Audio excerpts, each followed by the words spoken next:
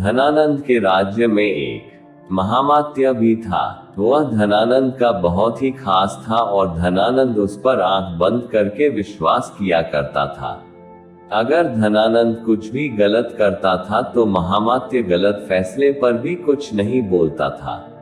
पर महामात्य मगध के बारे में बुरा नहीं सोचता था, बस महामात्य में एक ही खामी थी।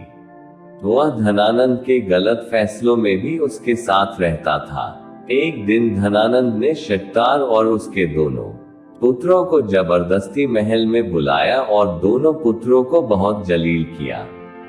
धनानंद की यह बात शट्टार को ठीक नहीं लगी, वह इससे बहुत दुखी थे और उन्होंने मंत्री पद छोड़ दिया, क्योंकि ईमानदारी की धनानंद के राज में कोई कीमत नहीं थी। क्योंकि शट्टार जैसा ईमानदार मंत्री होने से वह अपना गलत काम राज में नहीं कर पा रहा था।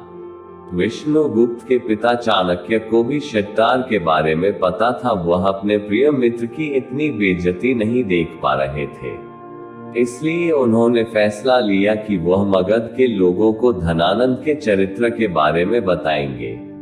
वह धनानंद की यही बात बताने के लिए नगर के मेन चौराहे पर, जहां पर अनाउंसमेंट होता है, वहां चले गए और चीख के लोगों को धनानंद के राज्य में क्या बुराइयां हो रही है बताने लगे। जब धनानंद को पता चला कि चाणक्य आपकी गलतियां बताकर लोगों के बड़े दल को अपनी और शट्टार की ओर कर रहे हैं, तो धनानंद ने उसके सैनिकों को भेजकर चाणक्य को मेन चौराहे पर बहुत मारा, उसे की लातों मार पड़वाए और उसे बंदी बनाकर महल के तहखाने में बंद कर दिया।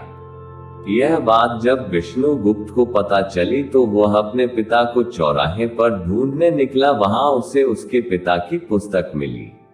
उस पुस्तक में विष्णुगुप्त के पिता चाणक्य ने राजनीति की बहुत ही महत्वपूर्ण बातें लिखी थी। उसने उसके पिता को बहुत ढूंढा पर वह नहीं मिले।